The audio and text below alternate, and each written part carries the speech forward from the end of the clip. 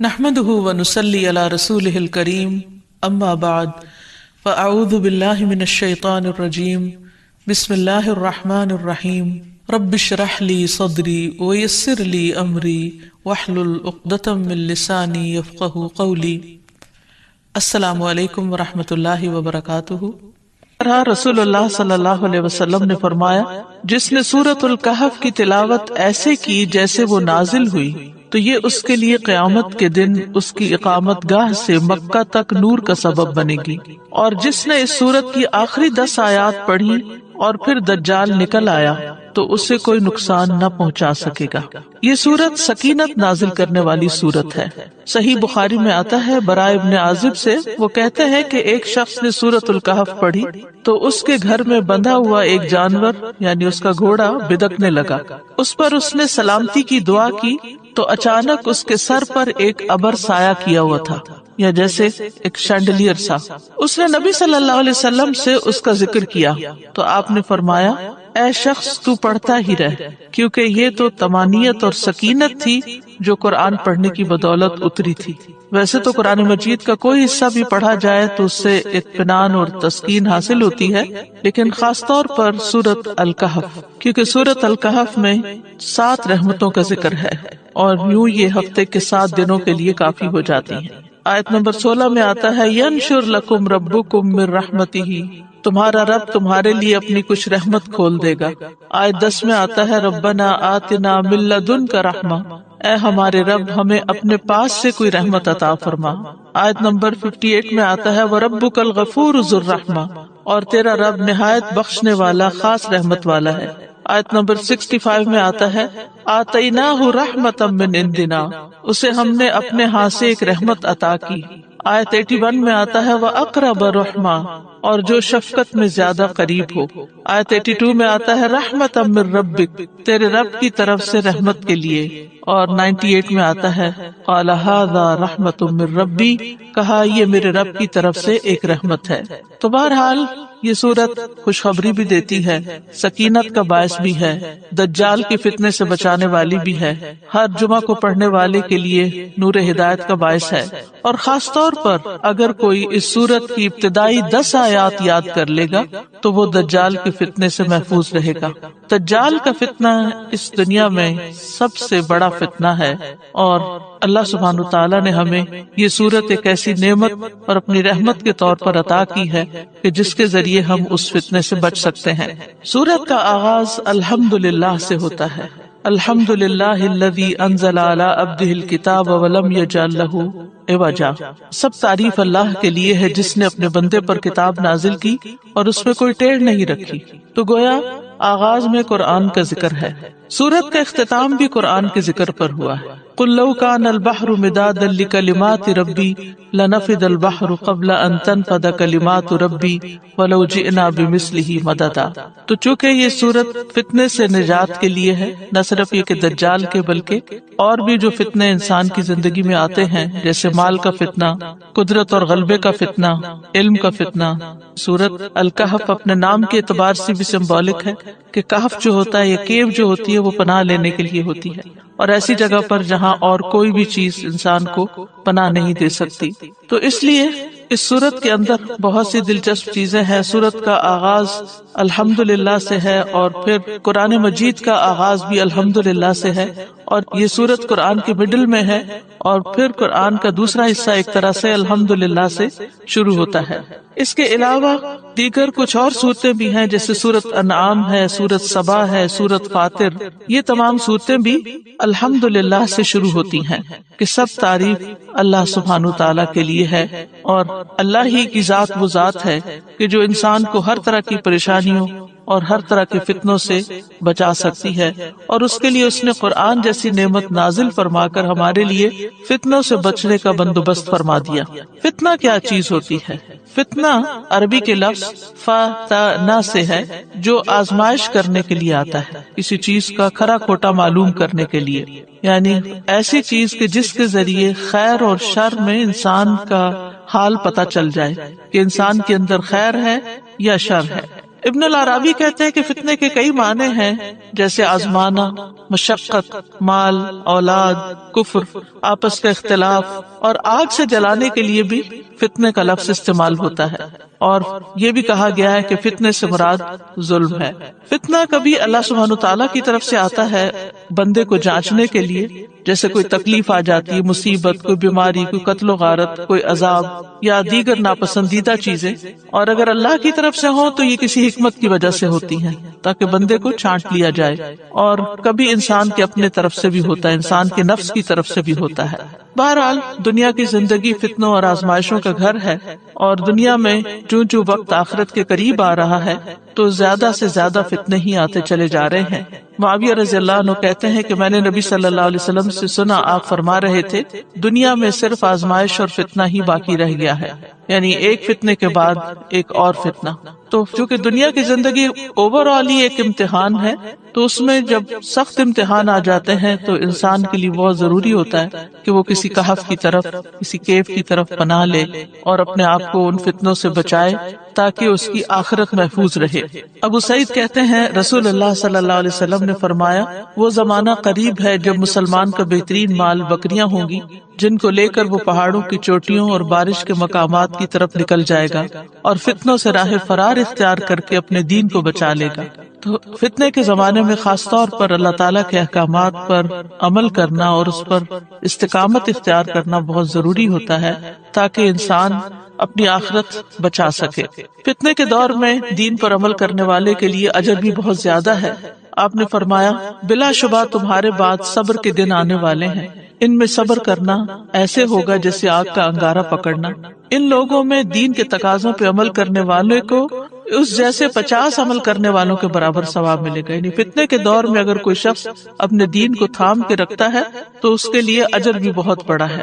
آپ نے یہ بھی فرمایا کہ فتنے کے دور میں عبادت کرنا میری طرف ہجرت کرنے کی طرح ہے، اور ایسے میں انسان اپنے دین کی حفاظت کرے، اور اس کے لیے اگر کوئی ایک جگہ چھوڑنی پڑے یا کوئی اپنے اندر تبدیلی لانی پڑے تو وہ لانا ضروری ہے، اور فتنوں سے پناہ بھی مانگنی چاہیے۔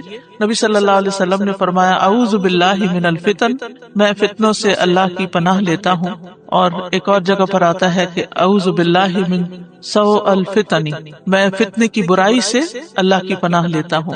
ایک اور دعا ہے، اللہم انا نعوذ بک ان نرجع علی اعقابنا او نفتن عن دیننا، اے اللہ ہم اس سے تیری پناہ لیتے ہیں کہ ہم الٹے پاؤں لوٹ جائیں یا اپنے دین کے بارے میں کسی فتنے میں مبتلا ہو جائیں۔ اسی طرح ایک اور دعا بھی ہے، اللہم انی اسألک عملا بالحسنات وترکا للمنکرات واذا اردت فی قوم فتنة وانا فیہم فاقبضنی الیک غیر مفتون، اے اللہ بے شک میں تجھ سے نیکیاں کرنے اور برائیوں کو ترک کر دینے کا سوال کرتا ہوں، اور جب تو لوگوں کو فتنے میں مبتلا کرنا چاہے اور میں وہاں موجود ہوں تو مجھے فتنے سے بچا کر اپنے پاس بلا لینا۔ تو بہرحال انسان کے لیے فتنے تو کئی ایک ہو سکتے ہیں، لیکن سب سے بڑا فتنہ دین میں ہوتا ہے۔ اسی لیے اس سورت کے اندر جن 4 فتنوں کا ذکر کیا گیا ہے ان میں سب سے پہلے دین کے فتنے کی بات کی گئی ہے۔ بہرحال اللہ تعالیٰ سے دعا ہے کہ وہ ہمیں اس سورت کو صحیح طور پر سمجھنے کی توفیق دے، اور آج کل کے حالات میں جو سب لوگ پریشانی کا شکار ہیں ان میں ان کے لیے ایک امید کا پیغام ہو۔ سورۃ الکہف مکی سورت ہے، یہ بعثت کے 8ویں اور 10ویں سال کی درمیانی مدت میں نازل ہوئی۔ پہلی آیت ہے، الحمدللہ، سب تعریف اللہ کے لیے ہے، شکر اللہ کے لیے ہے۔ کیوں؟ انزل علی عبدہ الکتاب، کہ اس نے اپنے بندے پر کتاب نازل کی۔ کیسی کتاب؟ ولم یجعل لہ عوجا، اور اس میں کسی قسم کی کوئی کجی، کوئی ٹیڑھا پن، کوئی کسر باقی نہ رکھی۔ کیسی ہے یہ کتاب؟ قیماً، درست یا درست کرنے والی۔ کیوں آئی ہے؟ لینذر بأسا شدیدا، تاکہ خبردار کرے شدید انجام سے، من لدن، اس کے پاس سے۔ اور کس لیے؟ وَيُبَشِّرَ الْمُؤْمِنِينَ، اور خوشخبری دے مومنوں کو۔ کون سے مومن؟ الَّذِينَ يَعْمَلُونَ الصَّالِحَاتِ، جو نیک عمل کرتے ہیں، اچھے کام کرتے ہیں۔ کس بات کی خوشخبری؟ أَنَّ لَهُمْ أَجْرًا حَسَنًا، کہ ان کے لیے اچھا اجر ہے، عمدہ اجر ہے۔ کیسا اچھا؟ کہ مَاكِثِينَ فِيهِ أَبَدًا، جس میں وہ ہمیشہ ہمیشہ رہنے والے ہیں، وہ بہترین بدلہ جس کی کوئی انتہا نہیں۔ اور کس لیے آئی ہے یہ کتاب؟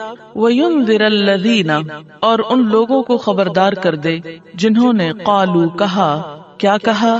اتخذ اللہ ولدا، کہ اللہ نے ایک بیٹا بنا رکھا ہے۔ کیسی ہے ان کی یہ بات؟ ما لہم بہ من علم، انہیں اس بات کا کوئی علم نہیں، اس بات کی کوئی حقیقت نہیں۔ ولا لآبائہم، اور نہ ان کے آباء و اجداد کو اس بات کی کوئی دلیل نہ ان کے اپنے پاس ہے، اور اگر یہ اپنے آباء و اجداد کی پیروی کرتے ہیں تو ان کے پاس بھی کوئی نہ تھی۔ اور یہ بات کیسی بات ہے؟ کبرت کلمتن، بہت بڑی بات ہے، تخرج من افواہہم، جو ان کے منہوں سے نکلتی رہتی ہے۔ اس بات کی حقیقت کیا ہے؟ ان یقولون الا کذبا، وہ محض جھوٹ کہہ رہے ہیں، یہ بات بالکل جھوٹی ہے، اس میں کچھ بھی حقیقت اور سچائی نہیں۔ فلعلک باخع نفسک، شاید آپ اپنے آپ کو ہلاک کر ڈالنے والے ہیں، علی آثارہم، ان کے آثار پر، ان کے پیچھے۔ کن کے پیچھے؟ نہ ماننے والوں کے پیچھے، سچائی کو تسلیم نہ کرنے والوں کے پیچھے۔ ان لم یؤمنوا بہذا الحدیث اسفا، اگر وہ اس بات کو نہ مانے تو افسوس کر کر کے آپ اپنے آپ کو گھلا ڈالنے والے ہیں۔ لیکن اگر وہ نہیں مانتے تو یاد رکھیں، انا جعلنا ما علی الارض زینۃ لہا، کہ روئے زمین پر جو کچھ بھی ہے اسے ہم نے زمین کی خوبصورتی کا ذریعہ بنایا ہے۔ دنیا کی یہ بہاریں اور اس زمین پہ پائی جانے والی ساری نعمتیں جس سے یہ فائدہ اٹھا رہے ہیں، یہ بس دنیا کی خوبصورتی ہیں۔ یہ سب کچھ کیوں بنایا گیا؟ لنبلوہم، تاکہ ہم ان کو آزمائیں، ان کی آزمائش کریں۔ کس بات میں آزمائش؟ کیا امتحان؟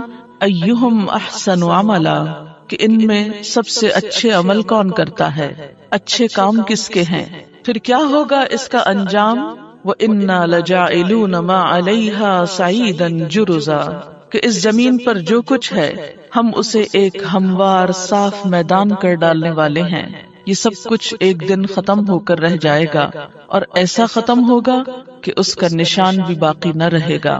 ام حسبت ان اصحاب الکہف والرقیم، کیا تم سمجھتے ہو کہ غار اور کتبے والے کانوا من آیاتنا عجبا، وہ ہماری عجیب نشانیوں میں سے تھے؟ ہاں وہ تھے۔ اذ اول فتیۃ الی الکہف، جب چند نوجوانوں نے غار کی طرف پناہ لی، فقالوا، پھر کہنے لگے، ربنا، اے ہمارے رب، آتنا من لدنک رحمہ، ہمیں اپنے پاس سے رحمت عطا کر، وہیئ لنا من امرنا رشدا، اور ہمارے کام میں ہمارے لیے راہیابی کو آسان کر دے، راستہ پانے کو آسان کر دے، ہمارے معاملات میں ہمیں صحیح رہنمائی عطا کر دے۔ یہ ابتدائی 10 آیات جن کے بارے میں صحیح حدیث میں آتا ہے کہ جو شخص ان کو یاد کرے، یعنی زبانی یاد کرے، اور ان کو پڑھے گا، یعنی محض یاد ہی نہ کر لے، ان کو پڑھے، وہ فتنہ دجال سے محفوظ رہے گا۔ نبی صلی اللہ علیہ وسلم نے اپنی امت کو فتنوں سے بچنے کے لیے تلقین کی، اور خاص طور پر آپ صلی اللہ علیہ وسلم خود بھی ہر نماز کے آخر میں فتنہ دجال سے پناہ مانگتے تھے۔ دجال کی جو بھی حقیقت ہے، جب بھی اس کی آمد ہے، اسے اللہ ہی خوب جانتا ہے، لیکن ہر نبی نے اپنی امت کو اس سے خبردار کیا، اور حضور صلی اللہ علیہ وسلم نے بھی۔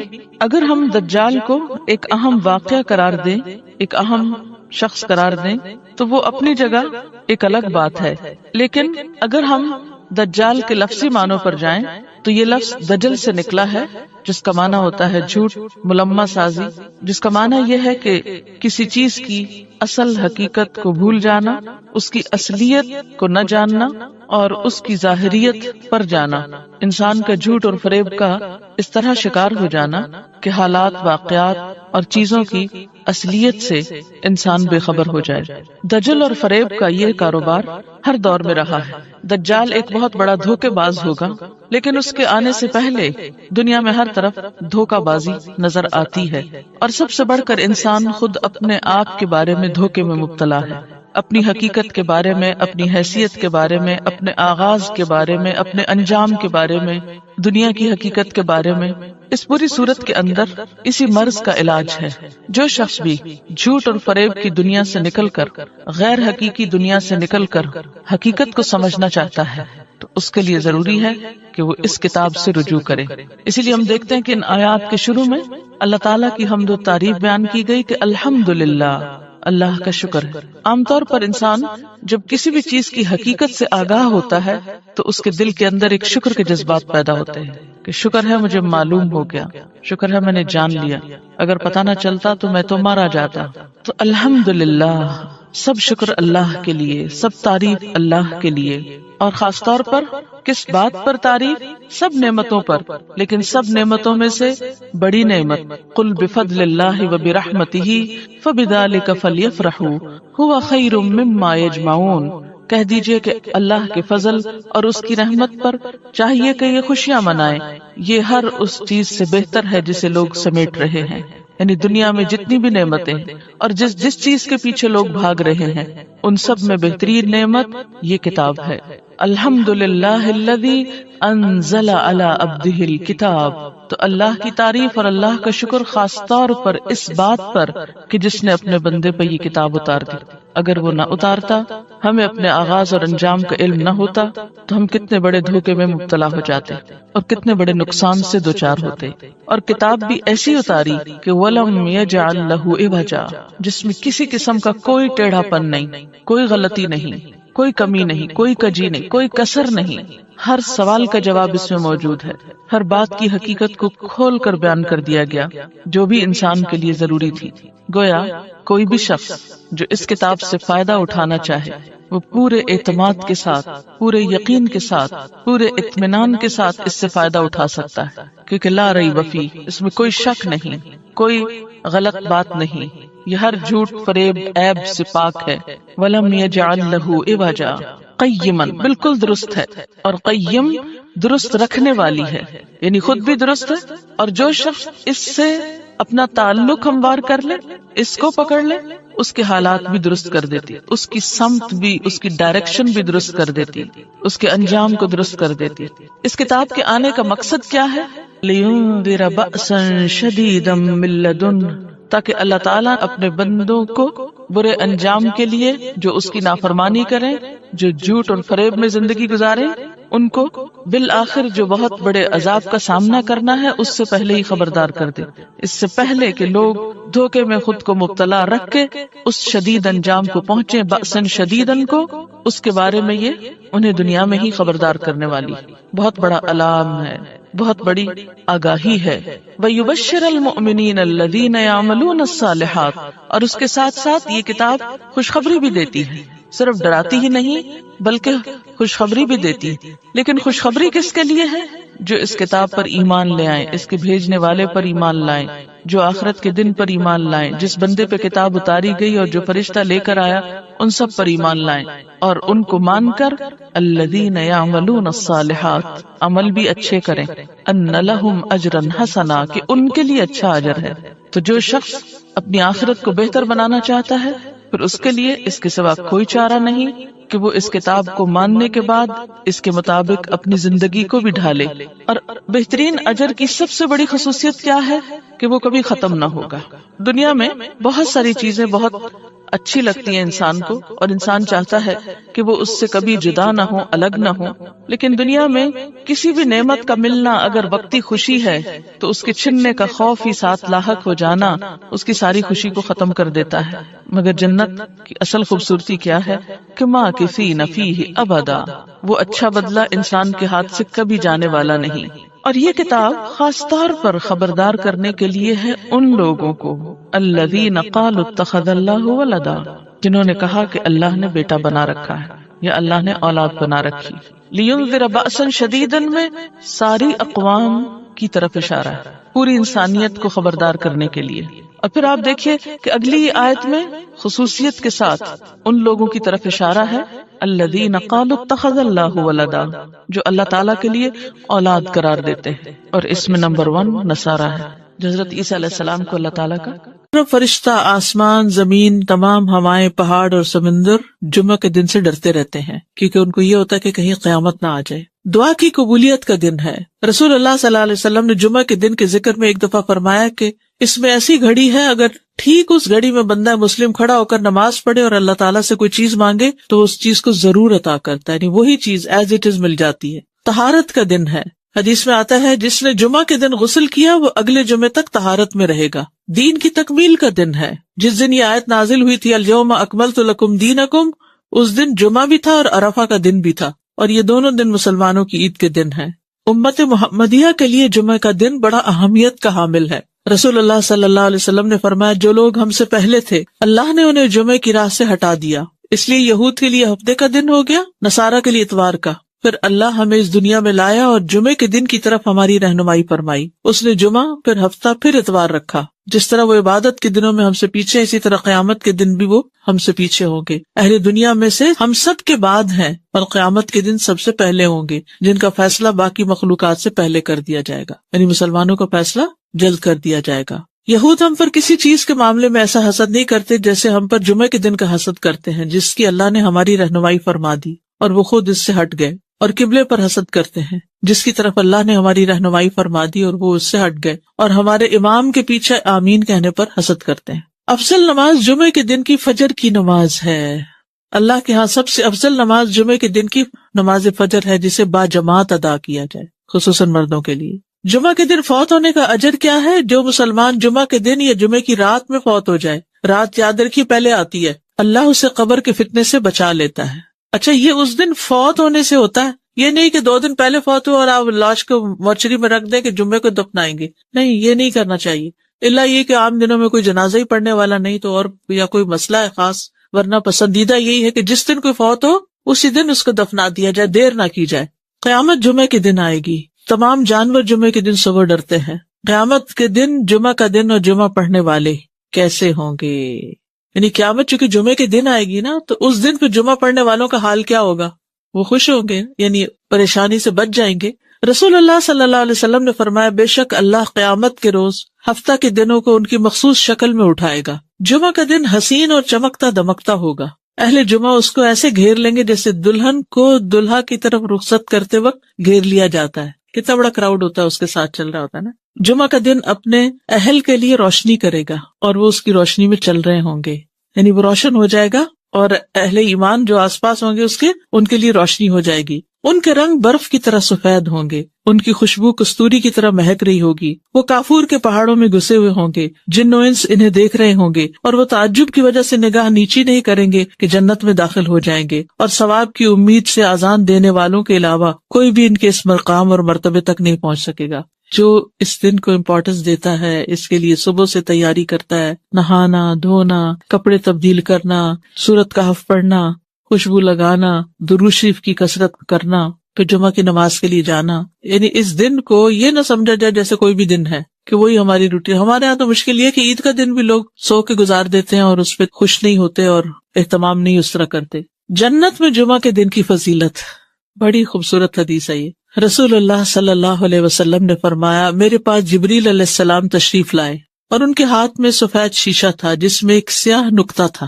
بس میں نے کہا جبریل یہ کیا ہے؟ انہوں نے کہا یہ جمعہ ہے۔ میں نے کہا یہ اس میں کالا نقطہ کیا ہے؟ انہوں نے کہا یہ قیامت جو جمعے کے دن قائم ہوگی۔ سفید شیشہ کیا تھا؟ جمعہ، ڈاٹ قیامت، اور یہ ہمارے دنوں کا سردار ہے، اور اسے ہم آخرت کے دن یوم المزید کے نام سے پکاریں گے۔ کیا دن؟ یوم المزید۔ میں نے کہا تم اسے یوم المزید کے نام سے کیوں پکارو گے؟ انہوں نے فرمایا بے شک آپ کے رب نے جنت میں ایک وادی بنائی ہے۔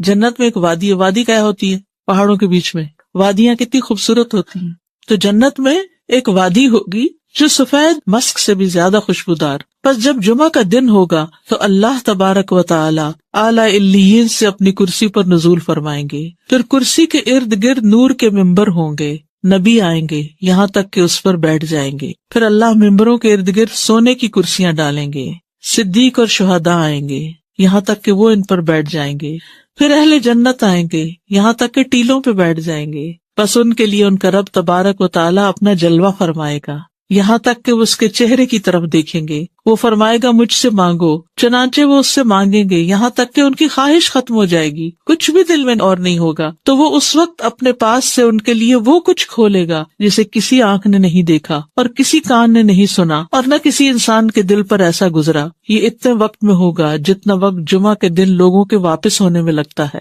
یعنی جمعہ پڑھ کے واپس جانے میں. وہ جمعہ کی طرف جانے سے بڑھ کر اور کسی چیز کے محتاج نہیں ہوں گے تاکہ وہ اس میں مزید کرامات حاصل کر لیں اور اس میں مزید اللہ تبارک و تعالیٰ کا دیدار حاصل کر لیں.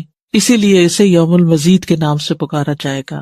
تو جو جمعے کا اہتمام کرے اور اس کا انتظار کرے اور اس دن کو اسپیشل کرے تو قیامت کے دن ایسے لوگ جمعے کے دن خوش کر دیے جائیں گے. اگرچہ جمعے کے دن قیامت بھی ہے لیکن جمعے کے دن اللہ تعالیٰ کا دیدار بھی ہوا کرے گا. اسی لیے خواتین کو بھی یعنی جیسے جمعہ پڑھنا جو ہے وہ ان کے لیے یعنی اچھا عمل ہے، کیونکہ اس میں تعلیم بھی ہوتی ہے اور اس کے ساتھ ساتھ نماز بھی ہوتی ہے. جو یوم المزید یعنی پھر ہر جمعہ کو یہ ہوگا ان ملیک مقتدر، وہ نہیں آتا سورۃ القمر کے آخر میں، پھر بھی اللہ تعالیٰ کہیں گے اور مانگے اور مانگے. اصل میں جنت ہی تو جگہ ہے جہاں ساری خواہشیں پوری ہوگی، حتیٰ کہ کوئی خواہش رہے گی ہی نہیں. دنیا میں ساری خواہشیں نہیں پوری ہوتی، ہو بھی نہیں سکتی. ہماری زندگی بہت چھوٹی ہے کہ ہم یہاں اپنی ساری خواہشیں پوری کر سکیں اور سارے وہ کام کر سکیں جن کا ہم سوچتے ہیں کہ یہ بھی کر لیں، یہ بھی، حتیٰ کہ نیکیوں کے بھی سارے کام جو ہم جانتے ہیں ان کے لیے بھی کوشش کریں تو یہاں نہیں کر پائیں گے.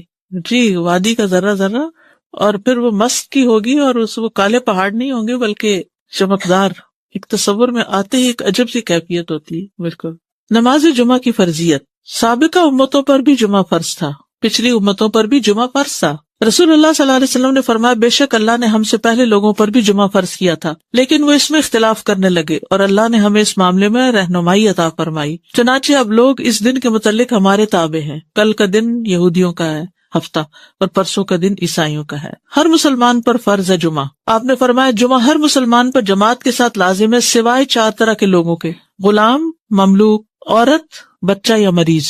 عورتوں کے مخصوص حالات کی وجہ سے ان پر فرض نہیں کیا، لیکن اگر اپنے چوائس سے وہ پڑھیں تو اچھی بات ہے. مسافر پر جمعہ فرض نہیں، عورتوں پر فرض نہیں. ابو عمر شیبانی سے مروی ہے، انہوں نے عبداللہ کو دیکھا کہ وہ جمعہ کے دن عورتوں کو مسجد سے نکال رہے تھے، کہہ رہے تھے کہ اپنے گھروں کی طرف نکلو، وہ تمہارے لیے بہتر ہے. یعنی کوئی یہ نہ سمجھے کہ عورت کے لیے جمعہ پڑھنا یا جمعے سے محروم ہونا کوئی بہت بڑی محرومی ہے. وہ گھر میں بھی نماز پڑھیں گی تو ان کو وہ اجر مل جائے گا. اصل میں عورتوں کو تیار کرنا ہوتا ہے مردوں کو کہ وہ ٹائم پر جمعے کے لیے نکلیں، کہ عورتوں کو گھر اس لیے رہنے کی ضرورت ہے کہ وہ مردوں کو تیار کر سکیں کہ وہ جمعے پہ جائیں وقت پر. لیکن منع نہیں ہے. حرم میں آپ دیکھیں کتنی عورتیں ہوتی ہیں، مسجد نبوی میں کتنی عورتیں ہوتی ہیں، اور واقعی دل پسیجتا ہے جب آپ اچھا خطبہ سنتے ہیں. اور اجتماعیت سے ایک دل کی حالت اور ہوتی ہے. دیکھیے جو لوگ کامیاب ہوتے ہیں زندگی میں، خوش ہوتے ہیں، ان لوگوں کی سوشل لائف بہت اچھی ہوتی ہے. اور ہمارے لیے یہ مسجد، یہ مدرسہ، یہ اجتماعی عبادتیں، یہ اکٹھے ہو کے عبادت کرنا، عیدیں، تراویاں، یہ سب یہ خوشی کا ذریعہ ہے. جو شخص صرف اکیلا ہو جاتا ہے نا وہ کبھی خوش نہیں ہو سکتا. کبھی. بہت سے لوگ اپنی کوئی چیز کسی کے ساتھ شیئر کرنا ہی نہیں چاہتے، نہ اپنی کوئی صلاحیت، نہ اسکل، نہ کوئی کھانا پینا، نہ کوئی اور اپنا وقت، نہ قوت، کچھ بھی نہیں. وہ خود ہی خود ہر چیز انجوائے کرنا چاہتے ہیں. وہ ان کی ساری انجوائمنٹ ختم ہو جاتی، ڈپریشن کا شکار ہو جاتے ہیں. ڈپریشن کا بہترین علاج ہے کیوں کہ آگے مریض کی عادت کرو، کیوں کہ آگے جنازے پہ جاؤ اور بعد میں گھر والوں کا خیال رکھو تاکہ وہ سنبھلے رہیں، تنہائی کا شکار نہ ہو، سبق بھی حاصل کرے. تو یہ جو مسلمانوں کی اجتماعیت ہے یہ دل کو خوشی دیتی، ایک سکون دیتی. یعنی اکٹھے ہونا جو ہے کسی بھی اچھے کام کے لیے وہ بڑے بڑے بوجھ ہلکے کر دیتا ہے. وہ کہتے ہیں نا ہر کامیاب مرد کے پیچھے ایک عورت ہوتی. کیا مطلب ہے اس کا یعنی ضروری نہیں کہ عورت ہی ہو، یہ ایک محاورہ بن گیا ہے، لیکن اس کا مطلب یہ ہے کہ کوئی بھی جو کامیاب انسان ہوتا ہے نا اس کا کوئی نہ کوئی مددگار ہوتا ہے. نبی صلی اللہ علیہ وسلم کو اللہ کی طرف سے تائید، وہی سب کچھ تھی، لیکن آپ کے ساتھی بہت بہترین تھے. تو یہ انسان کی خوش قسمتی ہوتی ہے کہ اس کو اچھے دوست ملے، اچھی کمپنی ملے، اچھے لوگوں کے بیچ میں ہو. وہ آتے خود بخود بدلتی چلی جائیں گی. تو اس کے لیے کوشش کرنی چاہیے انسان کو. جماعت سے ہٹ کے اور اکیلے ہو کر انسان کچھ بھی کرتا ہے تو اس میں وہ مزہ نہیں ہے، جڑ کے کرنے میں مزہ ہے. اچھا عید کے دن جمعہ نہ پڑھنے کی رخصت ہے، وہ عید کی نماز ہی کافی ہو جائے گی. آپ نے فرمایا تمہارے آج کے دن میں 2 عیدیں جمع ہو گئی ہیں، بس جو چاہے تو اس کے لیے یہ نماز عید جمعہ سے کافی ہوگی اور ہم تو جمعہ پڑھیں گے. یعنی آپ نے پڑھا لیکن لوگوں کو چوائس دے دی کہ جو نہیں آنا چاہتا کوئی بات نہیں، یعنی جو عید کو پالے اس پہ جمعہ لازم نہیں. ٹھیک.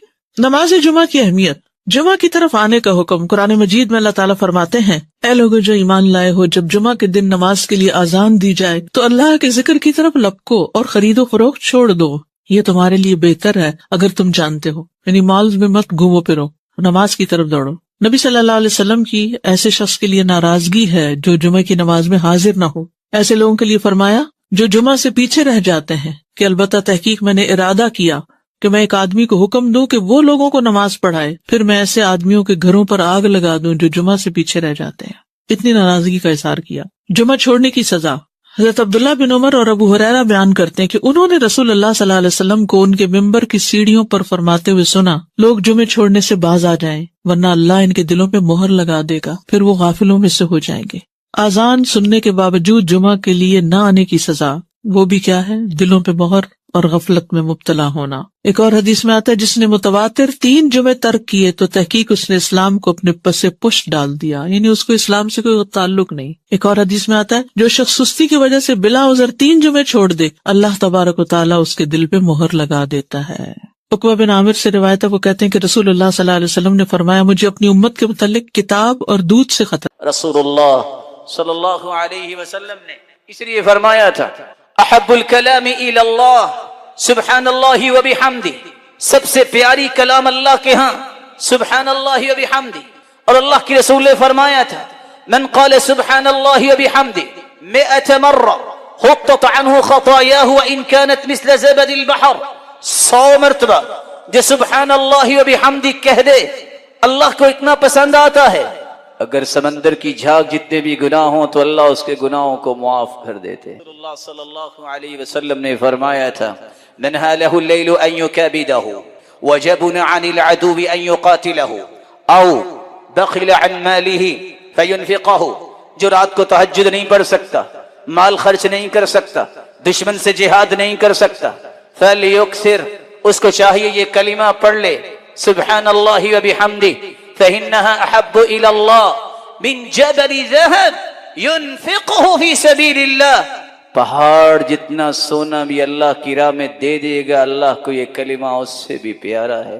اور سیدنا نوح علیہ الصلوۃ والسلام نے اپنے بیٹے کو یہ وصیت کی تھی، بیٹا 2 کلمے نہ چھوڑنا، لا الہ الا اللہ اور دوسرا کلمہ سبحان اللہ وبحمدہ، فإنها صلاة كل شيء وَبِهَا يُرْزَقُ كُلُّ شَيْءٍ، یہ کلمہ اتنا مبارک ہے، اللہ نے کائنات کی ہر چیز کے لیے اس کو نماز بنا دیا ہے، اپنی مخلوق کے لیے، اور اللہ ہر ایک کو رزق عطا کرتے ہیں تو اسی کلمے کی وجہ سے۔ ابو امامہ الباہلی رضی اللہ تعالی عنہ فرماتے ہیں، رآنی النبی صلی اللہ علیہ وسلم وانا احرک شفتی، آپ صلی اللہ علیہ وسلم نے مجھے دیکھا کہ میں جب بیٹھا ہوتا تو میرے ہونٹ حرکت کرتے۔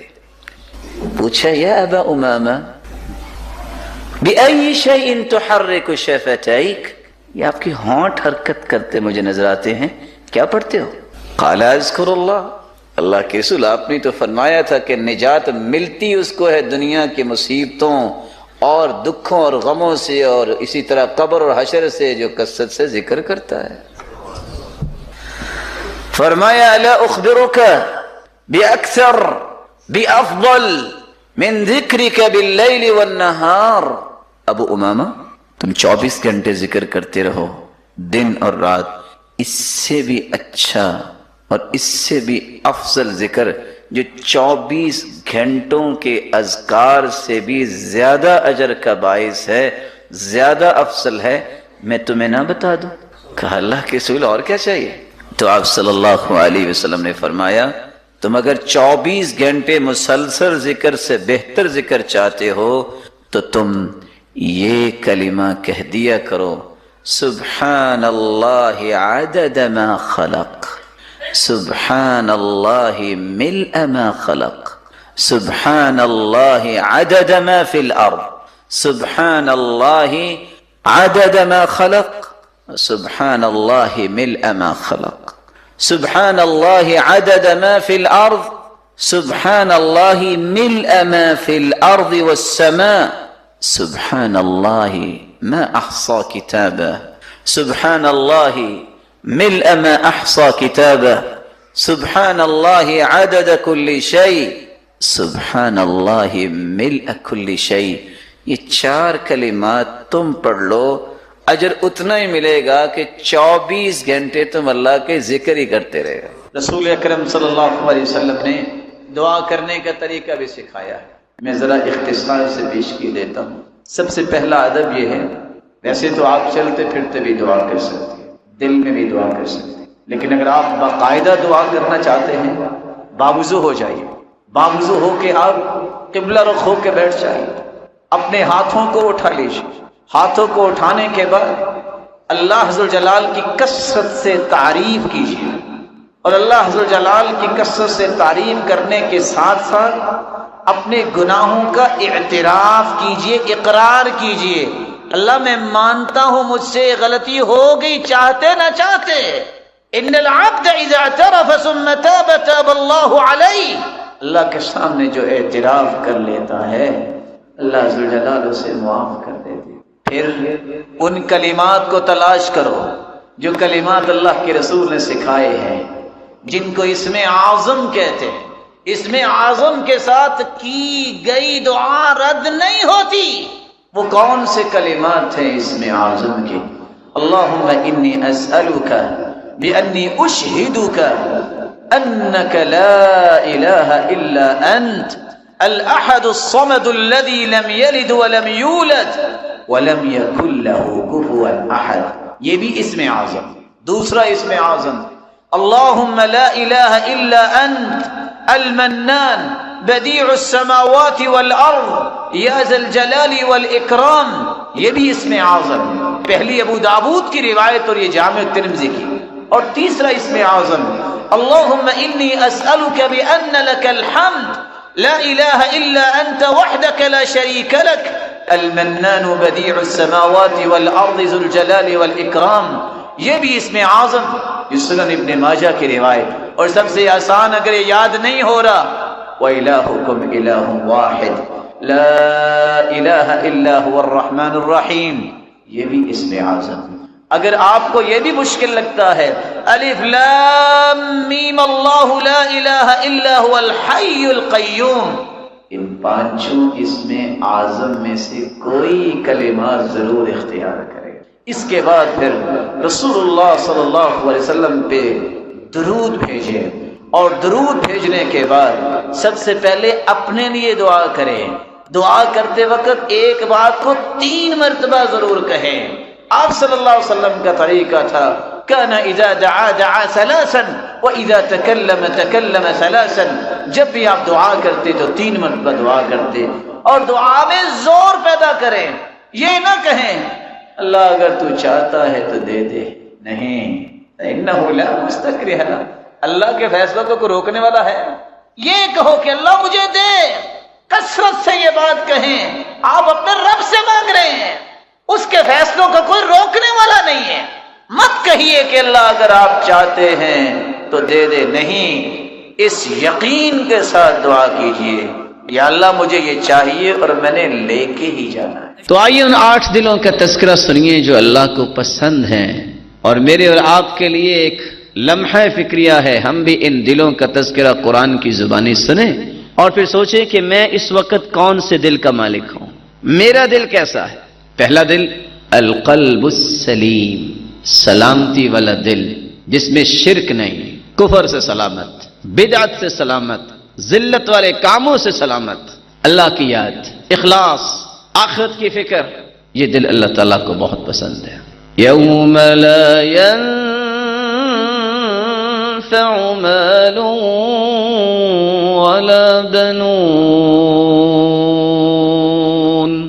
إلا من أتى الله بقلب سلیم، اللہ کو وہ دل پسند ہے جو قلب سلیم ہو، قیامت کو نہ اولاد کام آئے گی نہ قیامت کو مال کام آئے گا۔ دوسرا دل جو اللہ تعالیٰ کو پسند ہے القلب المنیب، قلب منیب وہ ہوتا ہے جو اللہ کی طرف رجوع کرنے والا، جب بھی پکار اٹھے رب کی طرف، امید کی گرہ بند ہے رب کی طرف، سوچ آئے یہ کیسے ہوگا، ہوگا کیونکہ میرا رب میرے ساتھ ہے، یہ میں کیسے کر پاؤں گا، ایسے کر پاؤں گا رب مجھے توفیق دے گا۔ تیسرا دل جو اللہ کو پسند ہے القلب المخبت، قلب مخبت، اخبات والا دل۔ اخبات کا مطلب ہوتا ہے دل کی بھرپور توجہ، اٹھا ہے اللہ اکبر، بیٹھا ہے الحمدللہ، کھانا کھایا ہے الحمدللہ، چلتے پھرتے سبحان اللہ، لا الہ الا اللہ۔ اس کی زبان کی عادت یہ بن گئی ہے کہ وہ اللہ کا ذکر کرنے کے بغیر اس کو چین ہی نہیں آتا۔ میرے معزز بھائیوں، یہ قلبی کیفیات بنتی ہیں تو اس کے بھی کچھ اصول ہیں۔ اپنی زندگی کو دوبارہ سے ری شیڈول کرو، صبح سے لے کے 24 گھنٹے کا شیڈول بناؤ۔ اس وقت میں نے اٹھنا ہے، اس وقت میں نے پڑھنا ہے، میرے 20 یار آ جائے میرے دروازے پہ، میں بوٹ کی نوک پہ رکھتا ہوں جو مجھے نماز لیٹ کرتا ہے، میرے 25 پارٹنر آ جائیں، مجھے کوئی پرواہ نہیں ان کی، جس کے ساتھ چلنے سے میری نماز چلی جائے، میرا قرآن نہ پڑھا جائے، دین میرا مہم ہے، میری زندگی ہے تو عبادت ہے، میں کسی مال کو کچھ نہیں سمجھتا۔ امام زہری کہا کرتے تھے یہ مال عندی کبارہ، جس طرح جانور کا فضلہ ہوتا ہے اس سے بڑی میں اس کی قیمت سمجھتا ہی کو نہیں ہوں، اتنا کمال ان کا دل تھا۔ آج انسان کی یہ سوچ ختم ہو گئی ہے، بھرپور توجہ کیوں نہیں ہوتی؟ اس دل میں ہے پتہ نہیں کیا کچھ۔ آپ اس دل کو کھول کے دیکھو، ہزاروں ایسی نکلیں گی چیزیں، دل چھوٹا سا ہے، اس کو اللہ کی محبت سے بھرو، اس کے محبوب کی محبت سے بھرو، قرآن کی محبت سے بھرو۔ یہی وجہ ہے کہ ہزاروں چیزیں رکھنے کے باوجود بھی چین نہیں ہے، کوئی گلیوں میں دھکے کھا رہا ہے، کوئی بازاروں میں دھکے کھا رہا ہے، اور جھوٹے اور امیٹیشن دل بنا کے ایک دوسرے کو گفٹ دیے جا رہے ہیں، چین پھر بھی نہیں ملتا۔ چوتھا دل جو اللہ کو پسند ہے القلب الوجل، ایسا دل جس میں اللہ کا خوف ہے، وہ کانپتا ہی رہتا ہے، جب بھی دیکھو رو رہا ہے، جب بھی دیکھو پریشان ہے۔ کس بات پہ؟ والذین یؤتون ما آتوا وقلوبهم وجلة انہم الی ربهم راجعون۔ کچھ لوگ کانپتے پھرتے ہیں، ان کو خوف کیا ہے؟ اللہ کے پاس جانا ہے، کس منہ سے جاؤں گا؟ میں اللہ کے سامنے کیسے پیش ہوں گا؟ میں نے کیا کیا ہے؟ سیدہ عائشہ رضی اللہ تعالی عنہ نے پوچھا اللہ کی رسول، یہ چور ہوں گے؟ یہ شرابیوں کی بات ہو رہی ہے؟ یہ زانیوں کی بات ہو رہی ہے؟ کہا عائشہ نہیں، یہ تہجد گزاروں کی بات ہو رہی ہے اور صدقہ زکوٰۃ دینے والوں کی، کہ وہ روتے اس بات پہ ہیں نہ جانے یہ نذرانہ عبادت اللہ کی بارگاہ میں قبول بھی ہوگا کہ نہیں ہوگا۔ ان کو یہ خوف۔ کیسا خوف؟ عمر رضی اللہ تعالیٰ عنہ جیسا بہادر، لیکن زمین پہ بیٹھا روئی جا رہے ہیں، کہتے ہیں یا لیتنی کنت تبنا، کاش میں ایک دھاگا ہوتا، میرا کل کو حساب نہ ہوتا، کاش میری ماں نے مجھے جنا نہ ہوتا، میں کل قیامت کو حساب کیسے دوں گا۔ وہ عائشہ جس جیسی پاک دامن اللہ نے پیدا ہی نہیں کی، ہاتھ میں درخت کا پتا ہے۔ کسی نے پوچھا مومنوں کی ماں آپ کیوں روئی جا رہی ہیں؟ کہتی ہیں یا لیتنی کنت ورقۃ من هذه الشجرہ، کاش میں ایک درخت کا پتا ہوتی، مجھے کوئی جانور کھا لیتا، میں کل قیامت کو حساب کیسے دوں گی۔ اس طرح کا دل اللہ کو پسند ہے۔ ہمارا تو دل اللہ اس کو نیک بنا دے، معمولی سی نماز پڑھ لے تو اللہ پہ احسان جتلانے لگ جاتا ہے، میں نمازیں 4 پڑھتا ہوں، نہیں میں 3 تو پڑھتا ہوں۔ ارے اللہ کے بندے 4 پڑھو گے پھر بھی فائدہ تمہیں کیا ہوگا جب تک 5 نہیں پڑھو گے؟ ایک نماز چھوڑو گے 6,500 سال جہنم میں جلنا پڑے گا۔ کہاں کی ایمانی رہ گئی ہے؟ 5واں دل جو اللہ تعالیٰ کو پسند ہے القلب التقی، متقی دل۔ متقی دل وہ ہوتا ہے جس کے دل میں اللہ کی نشانیوں کی قدر ہوتی ہے، اللہ کی نشانیوں کی عظمت ہوتی ہے۔ وَمَن يُعَظِّمْ شَعَائِرَ اللَّهِ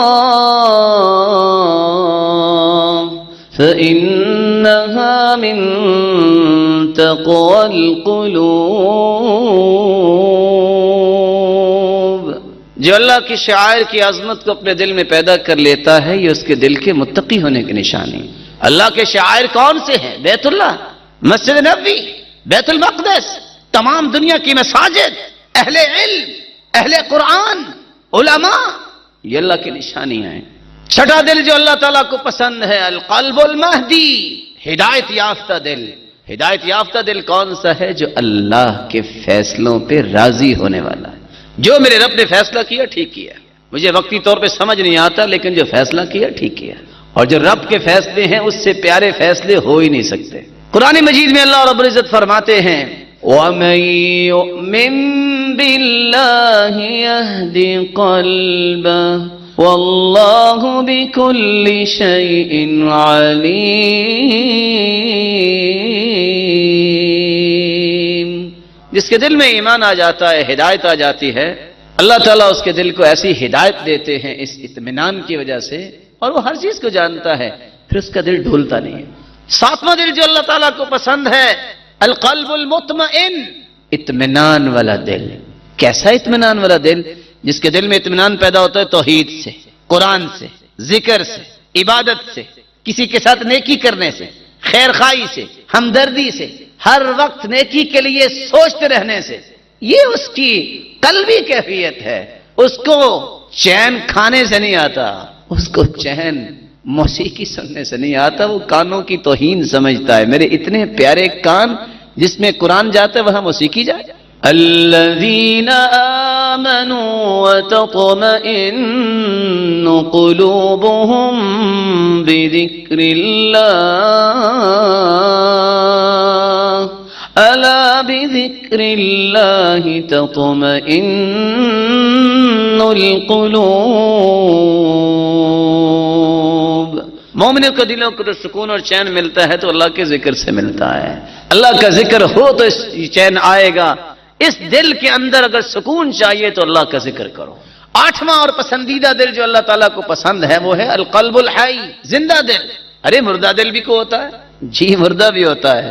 ایک زندہ دل ہے، ایک مردہ دل ہے۔ مردہ اللہ کو پسند نہیں ہے اور زندہ دل اللہ تعالیٰ کو پسند ہے۔ کون سا ہے زندہ دل؟ ان فی ذلک لذکری لمن کان له قلب او القى السمع وهو شہید۔ زندہ دل وہ ہوتا ہے جو قرآن کو، حدیث کو غور سے سنتا ہے، پھر